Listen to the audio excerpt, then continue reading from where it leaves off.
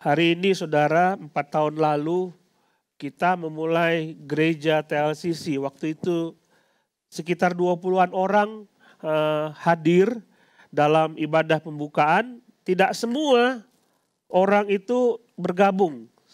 Tidak semua bergabung dengan gereja ini. Karena sebagian besar mereka adalah tamu-tamu dan simpatisan. Dan tempatnya tidak sebesar ini. Kecil sekali dan kita beriman untuk hadir.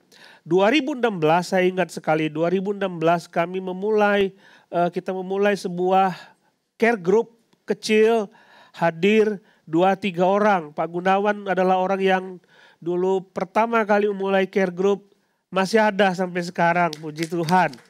Puji Tuhan. Dan sekarang Tuhan memberkati kita dan saya juga bingung ketika saya melihat saudara-saudara yang setia kepada Tuhan hadir di sini dan beribadah bersama-sama. Saya bersuka cita karena saya tidak bisa membayangkan bisa seperti ini. Jadi kita bersyukur, di depan saya menayangkan beberapa slide foto ketika ibadah pertama kali bagaimana dimulai, ketika bagaimana para elder berdoa supaya gereja ini bisa berdiri. Kami terus berdoa berbulan-bulan berdoa. Bukan supaya hikmat kami yang muncul, tapi supaya Tuhan sendiri yang mengatur supaya semuanya bisa berjalan dengan baik. Sungguh-sungguh minta mohon pimpinan kepada Tuhan. Bahkan sampai sekarang kami bingung bagaimana Tuhan bekerja. Tuhan menolong gereja kita untuk terus bertumbuh dan terus bertumbuh. Kerinduan saya adalah semakin banyak orang mengenal Tuhan, bukan cuma mengenal Tuhan, bukan cuma percaya kepada Tuhan. Semakin banyak orang menjadi murid Tuhan. Tiap-tiap hari pola pikir, tingkah lakunya serupa dengan Tuhan. Nanti saudara tiap hari saudara bercermin melalui Alkitab. Saudara buka Alkitab dan saudara bercermin apakah apa yang ada dalam pikiran Kristus dalam Alkitab ini sudah ada dalam hidup saya sebagai anak-anak Tuhan. Ini yang akan kita gumuli di gereja TLCC. Kita merancang gereja ini menjadi gereja yang memuridkan. Itulah sebabnya kita ada ibadah. Ibadah adalah bagian dari pemuridan. Kita ada care group. Care group adalah bagian dari pemuridan. Karena dalam care group kita ada akuntabilitas. Kita akan saling periksa, cek spiritual rohani. Supaya saudara ditegur, dinasihati, supaya dibangun bersama-sama. Nanti kita akan ada Bible study, kita sudah lakukan itu sebelum pandemi dan kita akan lakukan lagi Bible study sebagai bagian dari pemuridan. Tujuan semuanya itu supaya saudara makin hari, saudara makin mengenal Tuhan, makin hari saudara makin kokoh dalam firman Tuhan, makin hari saudara makin setia kepada Tuhan. Karena saya bertemu dengan beberapa orang Kristen saudara, waktu saya tanya, saya nggak tahu di antara saudara ada nggak yang seperti ini. Waktu saya bertemu dengan mereka saya tanya seperti ini, kalau kamu mati malam ini, hari ini, kamu masuk surga atau tidak? Bingung mereka menjawab dan mereka mengatakan ya saya percaya Yesus menyelamatkan saya, itu tertulis dalam Alkitab, tapi pastor maaf masih banyak dosa. Masih banyak dosa yang saya lakukan sehingga saya merasa nggak mungkin saya diterima oleh Tuhan. Jadi semua berpikir mengenai apa yang saya lakukan di dunia ini, apa yang saya lakukan selama saya masih hidup akan berdampak kepada penerimaan Tuhan. Begitu kan? Kan kalau orang kita tanya, kamu masuk surganya bagaimana? Pasti mereka akan menjawab seperti ini.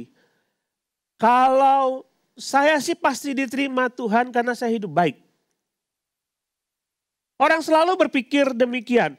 Saya akan diterima oleh Tuhan karena hidup saya baik. Oh begitu. Seberapa baik? Coba pikir, seberapa baik? Dan mereka akan sulit untuk menjawab. Karena standar Tuhan dengan standar manusia berbeda.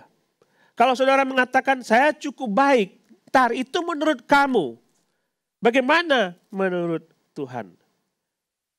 Saudara, firman Tuhan dengan jelas mengatakan bahwa perbuatan-perbuatan kita tidak akan bisa menyelamatkan kita. Saudara nggak bisa saudara melakukan dari bayi sampai saudara tua, saudara melakukan perbuatan baik, lalu saudara bawa kepada Tuhan. Tuhan, ini perbuatan baikku, terimalah. Nggak bisa nyogok Tuhan dengan perbuatan baik saudara.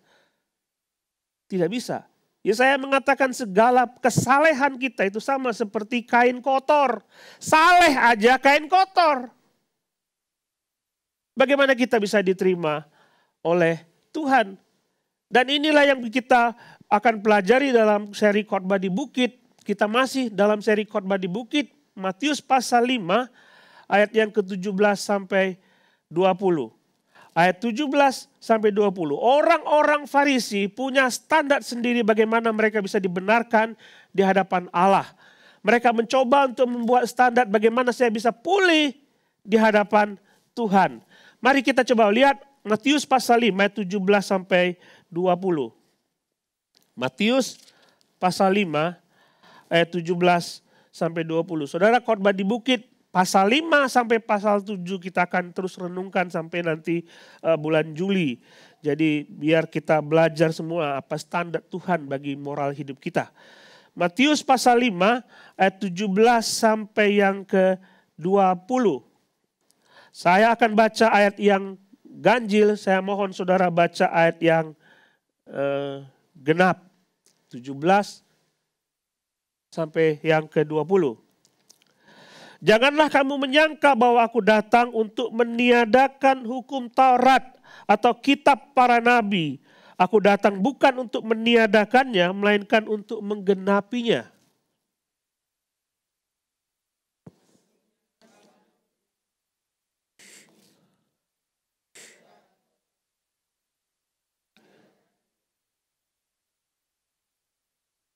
Karena itu siapa yang meniadakan salah satu perintah hukum Taurat sekalipun yang paling kecil dan mengajarkannya demikian kepada orang-orang lain, ia akan menduduki tempat yang paling rendah di dalam kerajaan surga. Tapi siapa yang melakukannya dan mengajarkan segala perintah-perintah hukum Taurat, ia akan menduduki tempat yang tinggi dalam kerajaan surga.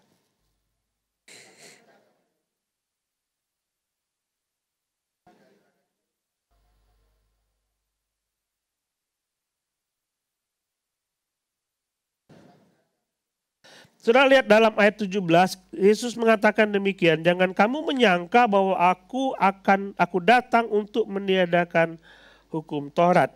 Yesus sudah membaca itu ketika orang-orang Farisi dan orang-orang Yahudi melihat ketika Yesus berjalan berkeliling, dia melihat ada orang lumpuh dan dia sembuhkan, dan itu pada hari Sabat. Mereka punya standar di hari Sabat tidak boleh melakukan apapun. Standar mereka seperti itu. Dan ketika murid-muridnya lapar, mereka melihat gandum, bulu-bulu gandum, mereka menggosok gandum itu supaya kulitnya keluar. Mereka makan gandum itu karena mereka lapar. Tapi itu hari Sabat. Dan mereka kan nggak bisa metik gandum pada hari Sabat. Karena ketika Yesus melakukan itu, mereka berpikir ini ada seorang guru yang luar biasa waktu dia mengajar. Khotbahnya luar biasa, dia menyembuhkan orang, mujizatnya luar biasa, tetapi dia melanggar semua yang ada di dalam hukum Taurat. Mungkinkah dia datang untuk meniadakan hukum Taurat? Saudara, hukum Taurat yang disebutkan di sini. Jangan kamu menyangka aku datang untuk meniadakan hukum Taurat dan kitab para nabi. Artinya semua kitab Taurat dari Kejadian sampai ke Maleakhi, kitab para nabi itu tidak akan ditiadakan oleh Yesus. Satu iota atau satu goresan kecil, satu titik kecil pun tidak bisa ditiadakan. Semua berlaku sampai saat ini. Semua berlaku sampai saat ini. Dan Yesus mengatakan aku tidak berencana, bahkan aku tidak ingin meniadakan itu semua. Tapi mereka bingung kenapa Yesus melakukan sesuatu pada hari Sabat yang dilanggar oleh hukum Taurat. Mereka bingung, mungkin Yesus ingin supaya hukum Taurat berubah. Dia mengatakan, aku tidak akan merombak hukum Taurat. Saudara tahu siapa yang menulis hukum Taurat? Siapa? Kita bilang Musa yang menulis hukum Taurat. Tapi siapa yang menginspirasi Musa supaya semua itu tertulis di situ? Allah sendiri.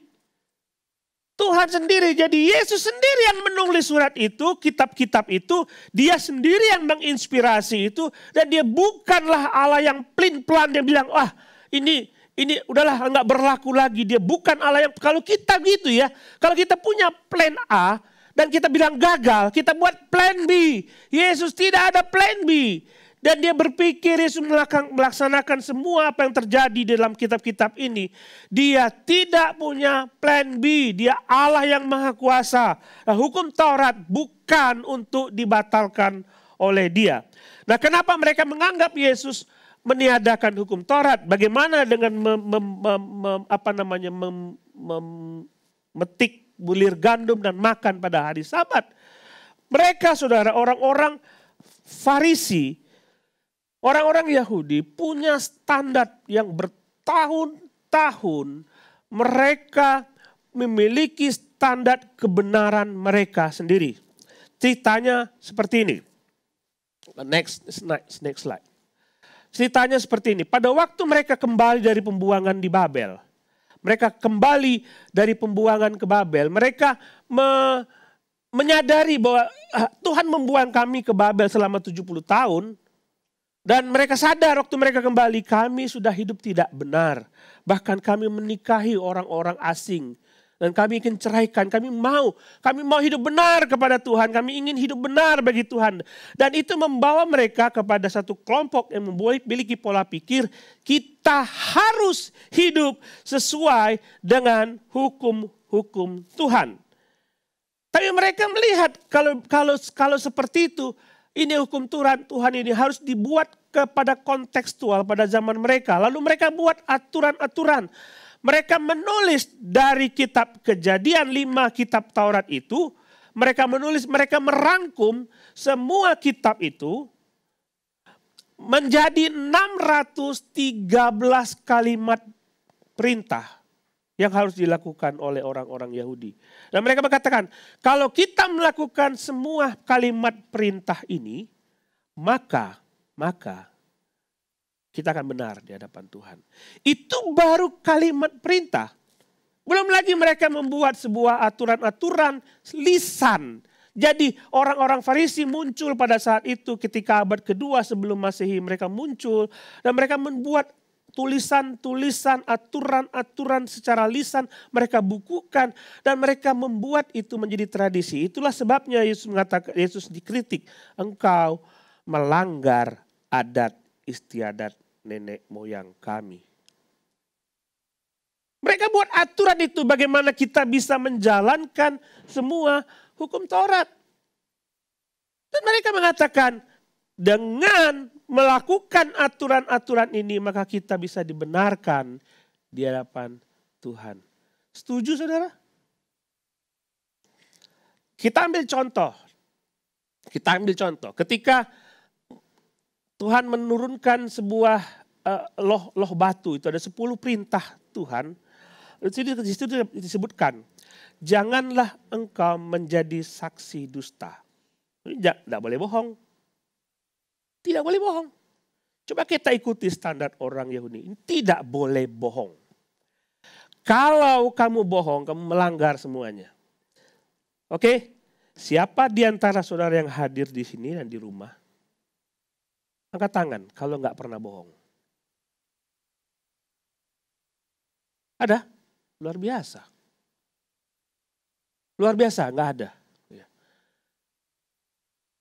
Kita pernah bohong semua, kita sudah melanggar itu semua.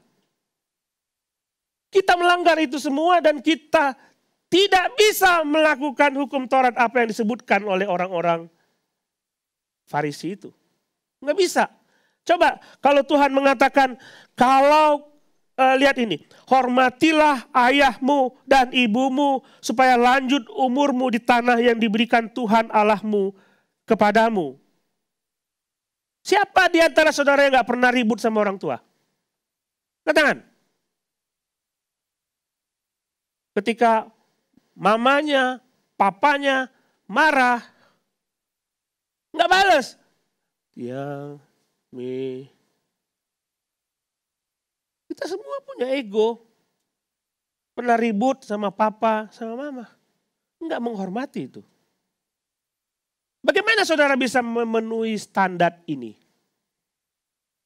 Nggak bisa.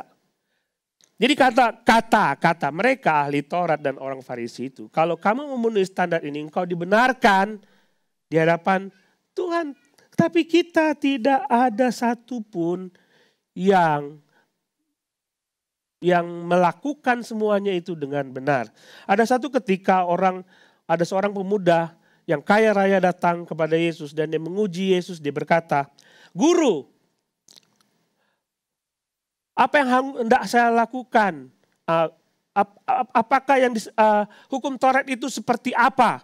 Dan Yesus mengatakan, hukum yang terutama adalah dengarkanlah hai orang Israel, Tuhan Allah itu kita Esa, kasihilah Tuhan Allahmu dengan segenap hatimu dan dengan segenap jiwamu dan dengan segenap akal budimu dan dengan segenap kekuatanmu. Dan hukum yang kedua ialah kasihilah sesama manusia seperti dirimu sendiri. Tidak ada hukum lain yang lebih utama dari hukum ini.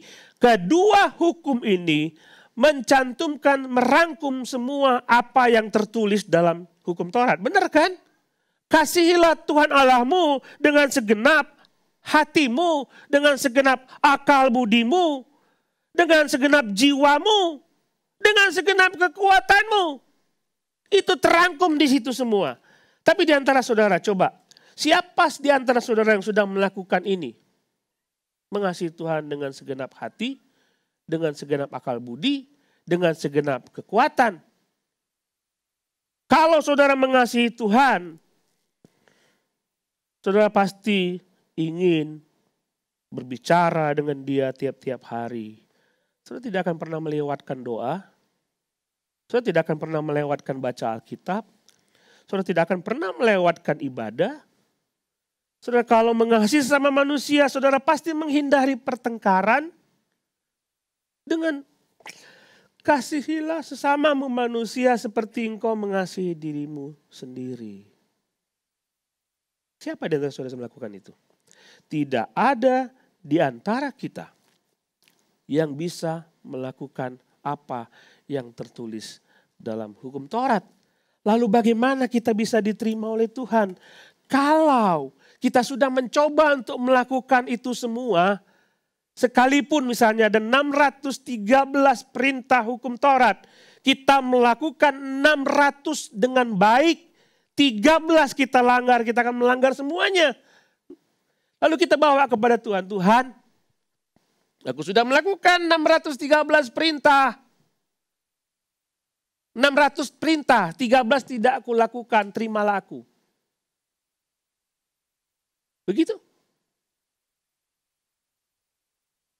Allah mengatakan, hendaklah engkau sempurna. Coba lihat saudara. Lihat ayat yang ke-48.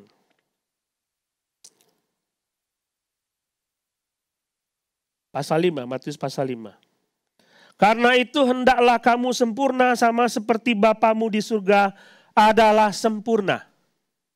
Kalau kamu enggak sempurna, jangan harap kamu bisa menerima surga.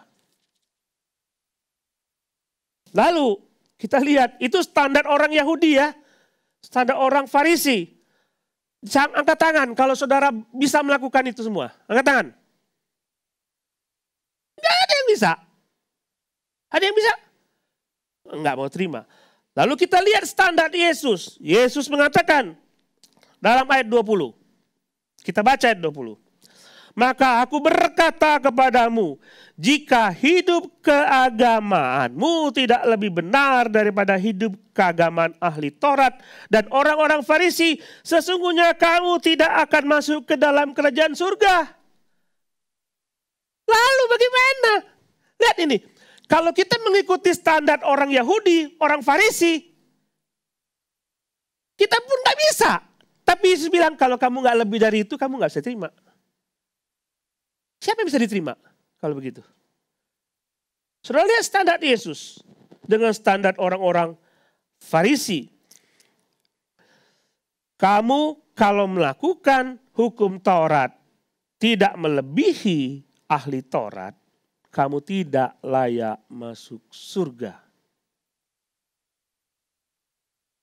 Pastor, siapa yang selamat kalau gitu? Siapa yang masuk surga kalau begitu? Itulah sebabnya saudara akan berkata, aku masih banyak perbuatan jelek, aku masih banyak perbuatan jahat. Contohnya begini saudara, lihat ayat yang ke-27. Jadi setelah Yesus mengatakan kalau kamu hidup keagamaanmu tidak melebihi ahli Taurat dan orang Farisi, kamu tidak layak. Nah dia ambil contoh. Ini apa yang dikatakan oleh orang-orang itu. Kamu telah mendengar firman, ayat 27. Matius pasal 5 ayat 27.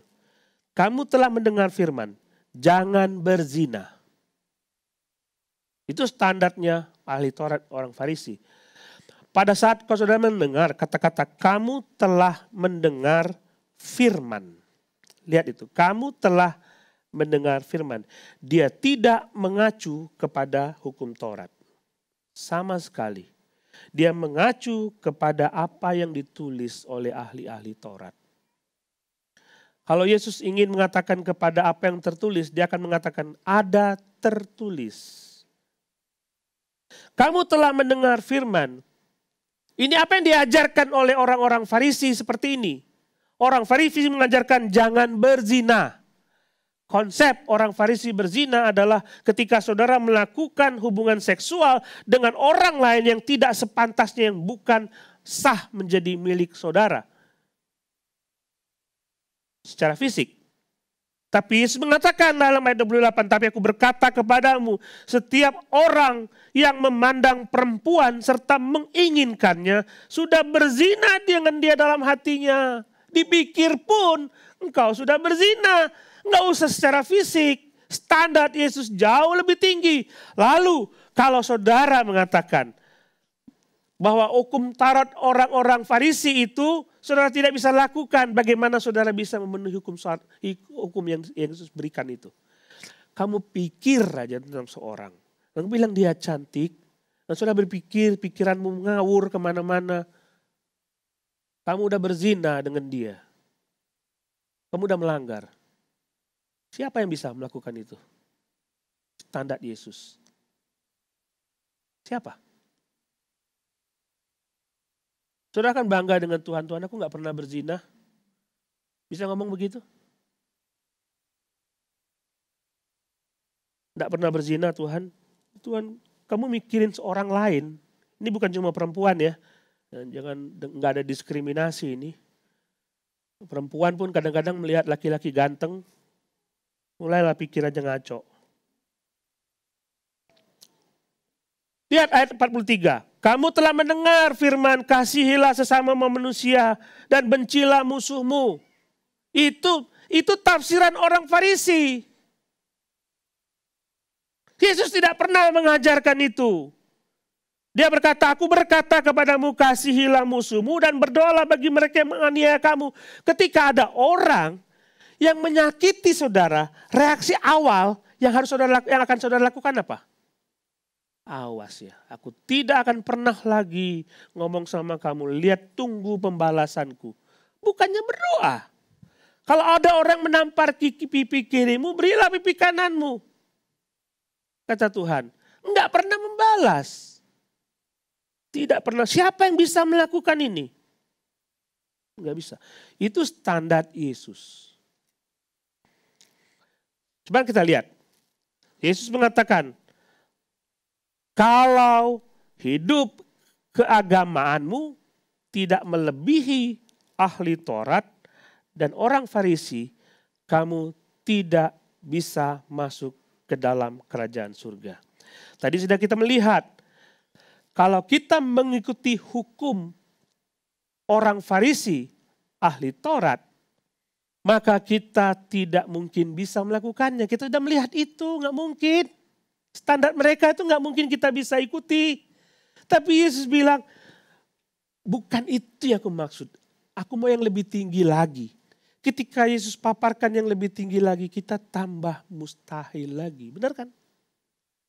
nggak mungkin bisa diterima di surga.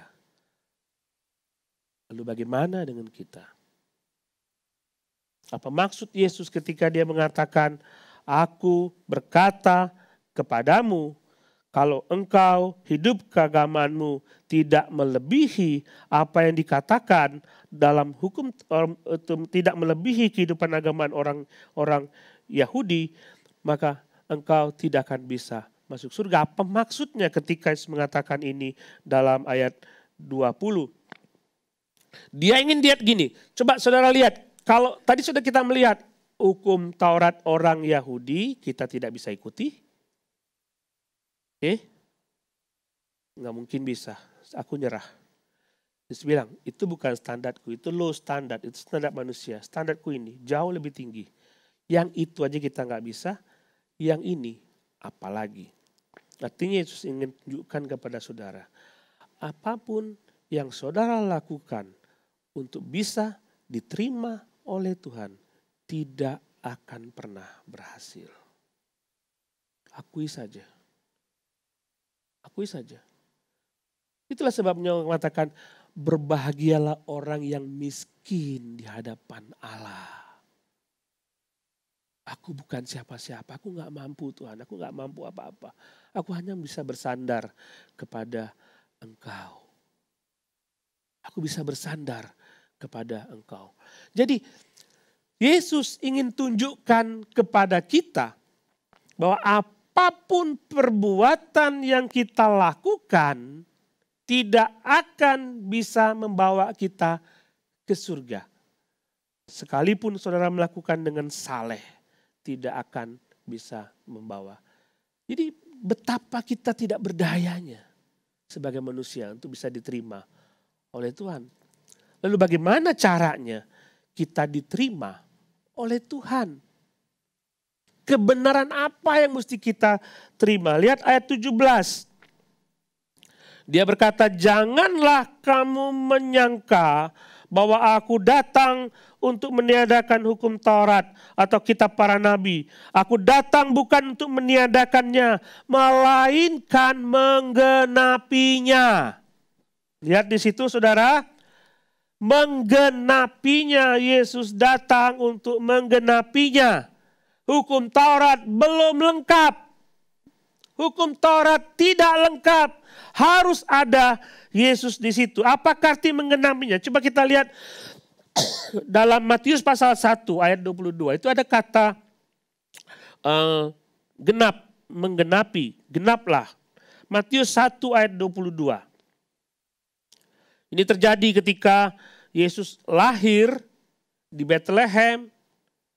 Ini yang ditulis oleh Matius mengatakan kelahiran Yesus di Bethlehem terjadi supaya genaplah firman yang difirmankan Tuhan oleh Nabi.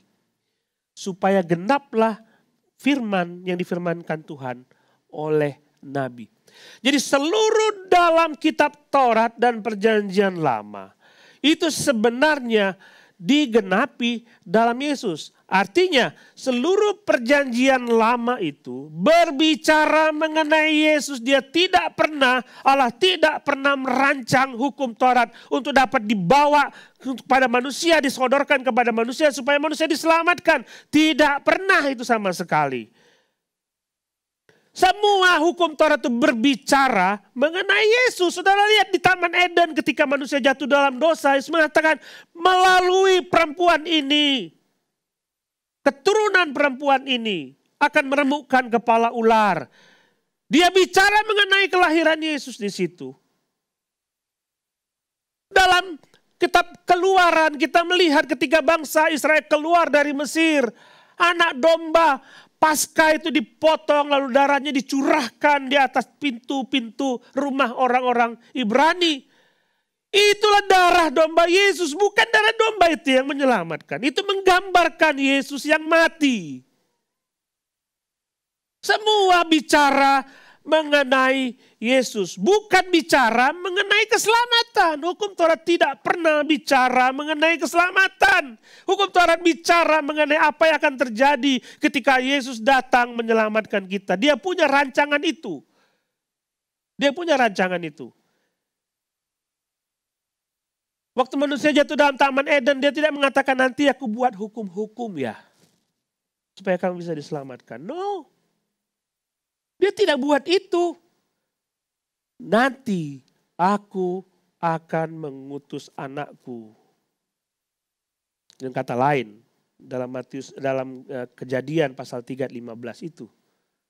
Nanti aku akan mengutus anakku lahir dari seorang wanita, bukan dari laki-laki. Dia akan meremukkan iblis ini. Dia akan mengalahkan maut itu. Dia tidak bicara mengenai hukum Taurat. Dia tidak bicara mengenai perbuatan baik. Dia bicara mengenai Yesus. Jadi keselamatan hanya melalui Yesus. Bukan melalui perbuatan baik. Orang-orang di Galatia, Paulus menulis surat kepada jemaat di Galatia. Dia mengatakan mereka membuat ada pengajaran kepada mereka begini. Aku terima Yesus tapi plus perbuatan baik. Maka aku akan selamat. Terima Yesus saja tidak cukup. Harus plus perbuatan baik. Plus perbuatan baik. Apa komentar Paulus? Kamu orang Galatia yang bodoh. Mau diberi gratis, kamu gak mau, kamu mau beli. Lihat keselamatan itu diberikan gratis oleh Tuhan. Tapi kita gak mau, kita mau beli, bodoh namanya itu. Bodoh, jangan kembali lagi. Dia buat gambaran seperti ini. Coba lihat Abraham. Nanti saudara baca kitab Galatia. Abraham dibenarkan oleh Tuhan karena apa? Imannya. Bukan perbuatannya. Abraham dibenarkan. Tetapi pada saat itu hukum Taurat belum ada. Hukum Taurat ada kan pada zaman Musa. Pada zaman Abraham belum ada. Kok kamu mau-maunya? Tidak mengikuti jejak bapakmu Abraham yang dibenarkan hanya karena iman. Hanya karena iman. Coba kita buka saudara.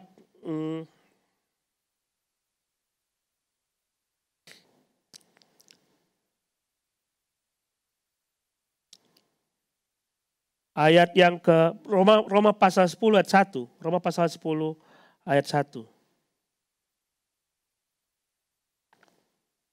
Roma pasal 10 ayat 1.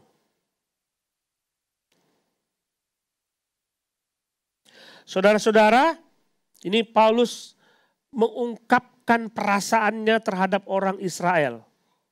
Orang Israel yang cuma berjuang bagaimana aku bisa dibenarkan oleh Tuhan melalui melakukan hukum Taurat.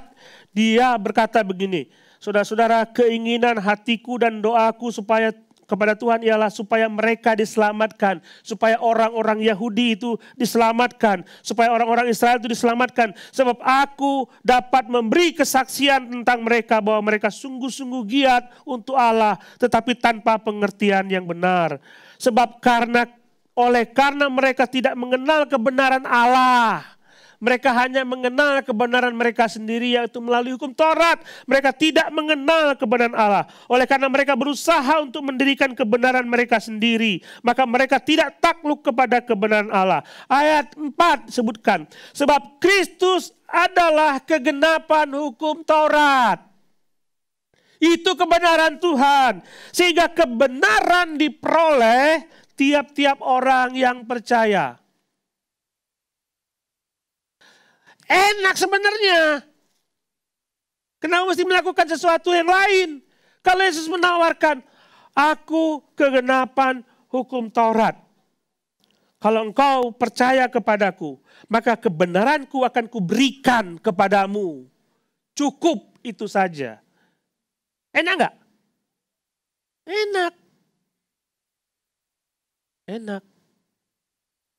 Saya tahu banyak di antara saudara yang berjuang untuk dapat dibenarkan, diterima oleh Tuhan ke surga. Saudara berjuang bagaimana caranya saya masih bisa masuk surga dengan melakukan perbuatan baik. Stop. Percaya saja kepada Yesus. Yang melakukan kebenaran itu, dia akan memberikan kebenaran itu kepada saudara. Lihat kritik Paulus kepada orang-orang Galatia dalam Galatia pasal 3 ayat 24. Disebutkan begini. Jadi, hukum Taurat, Galatia pasal 3 ayat 24. Jadi, hukum Taurat adalah penuntun bagi kita sampai Kristus datang supaya kita dibenarkan karena iman, bukan karena perbuatan. Yesus memberikan hukum Taurat itu kepada bangsa Israel supaya mereka dituntun. Lihatlah, kamu lihat hukum Taurat, lihat dalam perjanjian lama. Semua kamu lihat itu, teliti dengan baik, semua bicara mengenai Mesias. Teliti dengan baik, kita dituntun sampai Mesias itu datang. Dia bukan kebenaran itu sendiri. Mesiaslah kebenaran itu. Hukum Taurat adalah penuntun bagi kita sampai Kristus datang supaya kita dibenarkan oleh iman. Sekarang iman itu telah datang. Karena kita tidak lagi berada di bawah pengawasan penuntun. Sudah terlihat Yesus itu, tidak usah lagi kita mengandalkan perbuatan baik untuk dapat diselamatkan. Masalahnya adalah, apakah saudara sudah pernah terima Yesus atau belum? Masalahnya adalah, apakah saudara percaya kepada Yesus atau tidak? Kalau saudara tidak percaya kepada Yesus, kebenaran itu tidak akan pernah saudara peroleh. Saya tahu, baik saudara di rumah ini, di tempat ini atau di rumah, saudara yang mendengar siaran ini. Mungkin saudara berjuang dalam hati, bagaimana saya bisa dibenarkan oleh Tuhan. Saudara mengatakan, saya berjuang supaya saya tidak jatuh dalam dosa. Hari ini saudara berkata, aku ingin berjuang supaya aku tidak berdosa. Tapi saudara melakukan dosa. Besok saudara melakukan dosa lagi. Dosa yang sama. Tiap-tiap hari. Tiap-tiap hari. Bagaimana saudara mengatakan Tuhan terimalah aku? Enggak mungkin bisa. Satu-satunya cara. Saudara terima Yesus. Supaya kebenaran Tuhan ada di dalam dirimu. Dan saudara diselamatkan. Bukan karena perbuatan, tapi karena iman di dalam Yesus Kristus. Dengan demikian Tuhan akan mengatakan demikian. Dia berkata di dalam Yeremia pasal 31 ayat 33. Tetapi beginilah perjanjian yang kuadakan. Yeremia 31 ayat 33. Beginilah perjanjian yang kuadakan dengan kaum Israel sesudah waktu itu. Demikianlah firman Tuhan, aku akan menaruh Tauratku. Dia tidak pernah menghilangkan hukum Taurat. Aku akan menaruh Tauratku dalam batin mereka, bukan lagi dalam bentuk kertas. Dan menuliskannya dalam hati mereka, maka aku akan menjadi Allah mereka dan mereka menjadi umatku. Ketika seorang menerima kebenaran Tuhan, Roh membantu dia untuk mempertimbangkan apakah yang saudara lakukan itu sesuai dengan kehendak Tuhan atau tidak. Saudara akan menerima Roh yang menuntun saudara untuk dapat melakukan apa yang Tuhan mau. Yang Tuhan mau. Jadi tantangannya begini saudara. Tantangannya pertama, bagi saudara yang belum percaya kepada Kristus. Saudara berjuang bagaimana saudara bisa masuk surga. Saudara mencari jalan. Saya tahu banyak agama di dunia ini. Mereka semua berkata kami berjuang untuk bisa masuk surga. Tapi coba pikir. Adakah saudara melakukan itu layak, kebaikan-kebaikan saudara layak bisa saudara bawa kepada Tuhan? Tiap-tiap hari saudara jatuh dalam dosa yang sama. Saudara berjuang untuk menghindari tapi saudara tidak bisa. Satu-satunya cara adalah saudara terima Yesus. Kalau saudara belum percaya kepada Yesus, saudara terima Yesus. Biarlah kebenaran di dalam Yesus itu diberikan kepada saudara. Itu maksudnya. Lalu pastor, buat saya orang Kristen apa? Saya orang percaya kepada Yesus. Saya setia kepada Yesus. Saya yakin saya diselamatkan bukan karena perbuatan tapi karena iman kepada Yesus. Bagi saya apa? Saudara lihat orang-orang Farisi ini mendowngrade firman Tuhan. Standar firman Tuhan demi kepentingan mereka.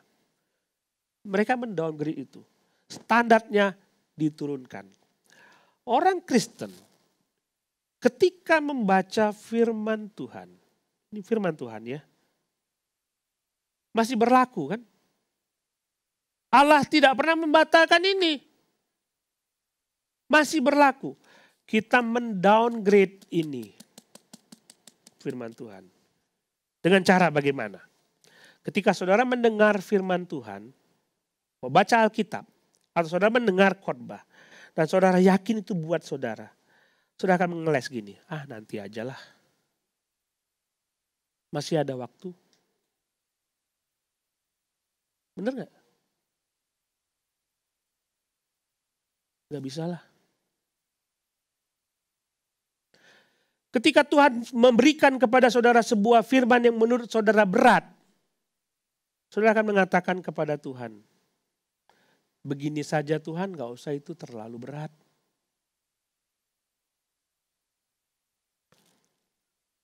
Saudara downgrade firman Tuhan. Jika aku berkata kepadamu, jika orang menampar pipi kirimu, berilah pipi kananmu. Gitu kan? Berdoalah bagi mereka yang mengasihi kamu. Begitu kan? Itu kan firman Tuhan kan? Kita downgrade. Tuhan tahu perasaanku. Aku sakit di sini. Tuhan tahu aku gak mampu. Aku sakit di sini. Itu downgrade. Kita mengatakan kepada Tuhan, kita tawar-tawar kepada Tuhan. Kalau Allah berbicara kepada saudara untuk pergi ke sebuah tempat dan menginjili seseorang di sana. Pergilah ke temanmu itu, injilah dia, beritahu dia tentang dosanya. Apa yang saudara pikir? Gak bisa lah, jangan akulah. Nanti ada orang lain yang injili dia. Standar Tuhan bukan standar saudara. Jangan pernah jadi orang Farisi yang menurunkan standar firman Tuhan dalam hidup saudara. Jangan. Standar dia terlalu tinggi. Dengar saudara, kebenaran Tuhan diberikan kepada saudara. Dia bukan cuma menyelamatkan saudara. Pada waktu saudara terima dia sebagai Tuhan dan Juru Selamat, dia berikan Roh Kudus kepada saudara.